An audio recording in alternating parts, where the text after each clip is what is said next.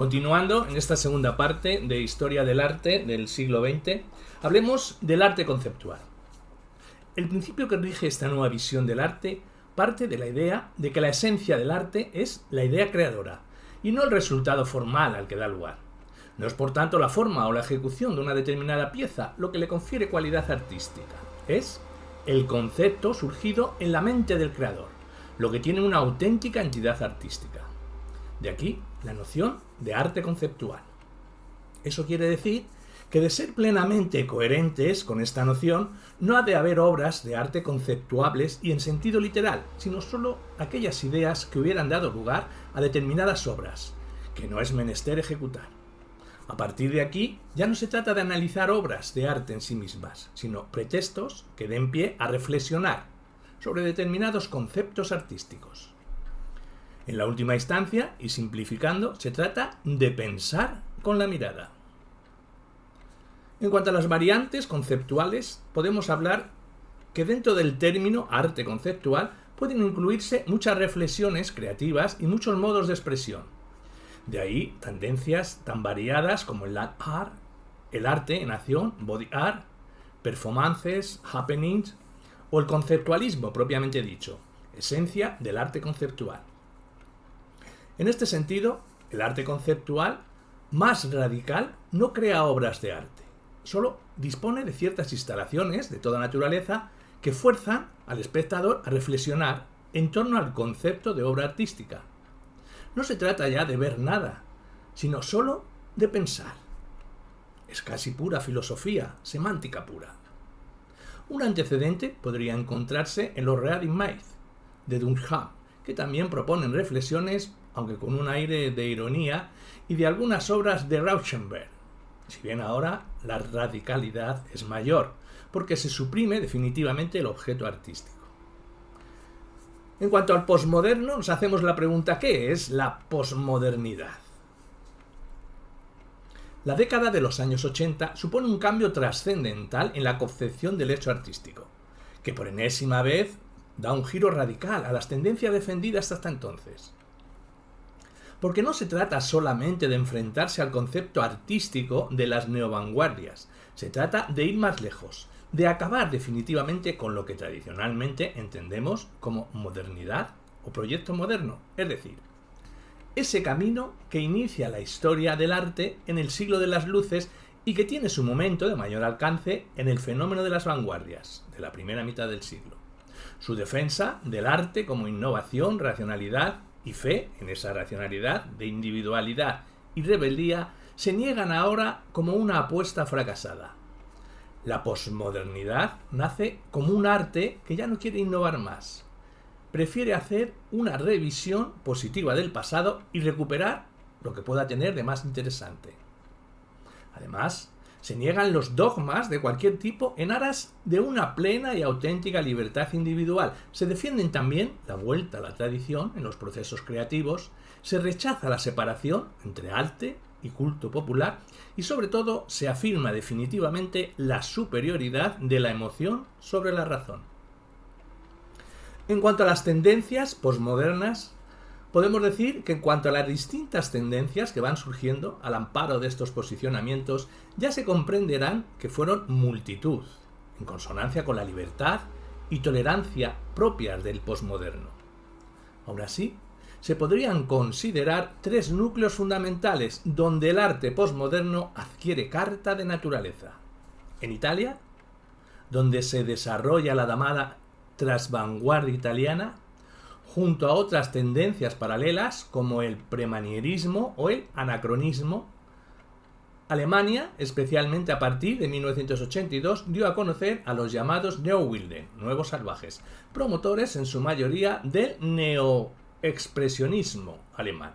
Y por supuesto Estados Unidos, país cuya pujanza artística se mantiene iniciando su giro hacia la posmodernidad a partir de la Bienal de Arte Contemporáneo de Nueva York, 1982.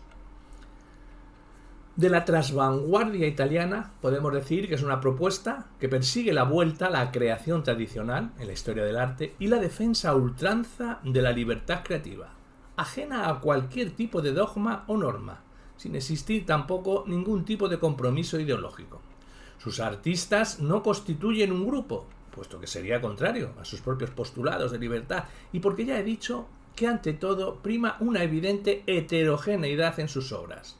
Tienen en común que son italianos, su libertad plena creativa y su dedicación preferente a la pintura.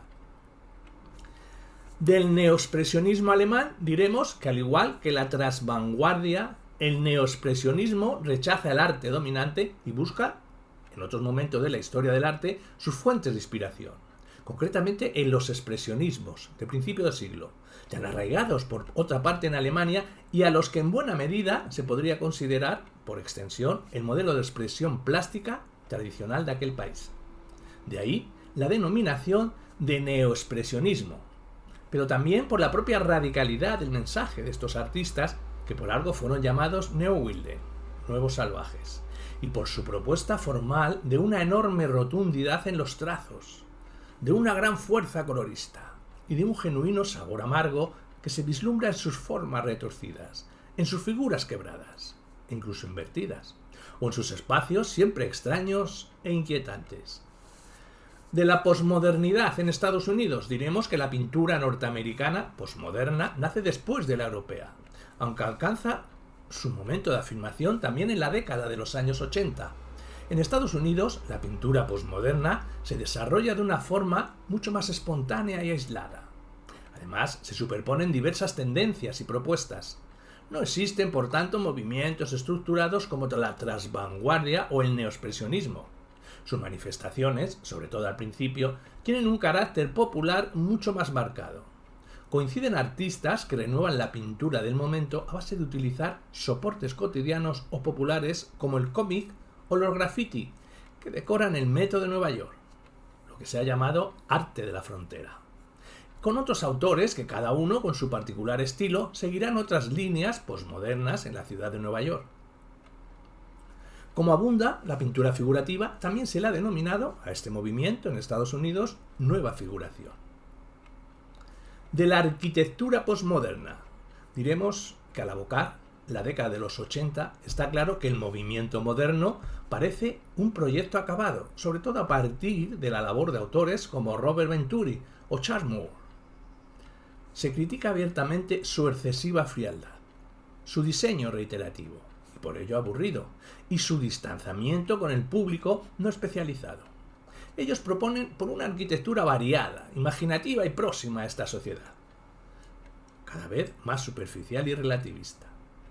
El lenguaje arquitectónico empleado por los primeros postmodernos como Philip Johnson o Michael Graves tratará de aunar el código ocultista que no desaparece con toda una serie de recursos populares que aproximen este lenguaje al común de los públicos. No faltan tampoco los guiños ofrecidos a la sorpresa, la ironía, el humor y que hagan divertidos estos edificios. En cuanto a las referencias historicistas, las hay muy variadas, según criterio de los arquitectos, pero prevalecen notariamente las referencias clásicas. De la arquitectura tardomoderna, el Ich Text, diremos que vuelve en contra del criterio posmoderno a considerar la vigencia del lenguaje arquitectónico del movimiento moderno. No se trata de un estilo, aunque sí de una tendencia arquitectónica. Dentro de sus múltiples variantes hay rasgos comunes esenciales. El predominio del sentido escultórico en el tratamiento de los volúmenes externos, las composiciones variadas, la compartimentación del espacio en pequeñas unidades y la utilización masiva de elementos relacionados con la tecnología y la industria. Dos son las tendencias tardomodernas: el high-tech y la deconstrucción. El primero se caracteriza por la utilización obsesiva de elementos tecnológicos, que además quedan explícitos en las formas constructivas cara vista. Así, los conductos de ventilación o agua, las escaleras mecánicas, las grúas para limpieza de cristales, etc., se evidencian hasta convertirse en el elemento más significativo de la construcción. En cuanto a la arquitectura tardomoderna, la deconstrucción, diremos que representa la transformación definitiva del lenguaje arquitectónico. De hecho, aunque se la incluye dentro del movimiento tardomoderno, se caracteriza por poner en cuestión todos los fundamentos de la arquitectura tradicional. No hay relación forma-función, no hay sentido del equilibrio, ni de la armonía, ni tampoco de la congruencia estructural del espacio, de la decoración o de la utilización de materiales. Por tanto, es una arquitectura llena de creatividad e imaginación, que se acerca más que ninguna otra al mundo de la escultura. La deconstrucción tiene una importante deuda con los avances tecnológicos del momento, sobre todo de tipo informático, sin los que sería imposible construir estos edificios, así como un espíritu inconformista que le acerca a las vanguardias de principios de siglo, incluida la arquitectura racionalista. En cuanto a la imagen, como integradora de las artes del siglo XX, diremos que en la segunda mitad del siglo XX es la época del triunfo de la imagen. Los avances constantes, las nuevas tecnologías y las posibilidades que ofrecen a la creación artística multiplican las opciones y diversifican extraordinariamente la oferta artística. La fotografía alcanza definitivamente la importancia que como género artístico llevaba décadas reclamando, pero se añaden otros soportes, al punto de que al final de siglo la tradicional diferenciación de las artes plásticas en pintura, escultura y medios visuales desaparece, para integrarse todas ellas en un solo concepto artístico multidisciplinar e integrador. Todo es arte, y todas las posibilidades son válidas. Instalaciones, vídeos, funciones informáticas, NetArt, en muchos casos incluso interrelacionadas y compaginadas.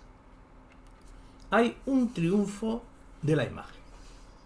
Por encima de todo, el final del siglo XX representa el triunfo de la imagen y por ello todas sus formas de expresión se convierten en obras de arte.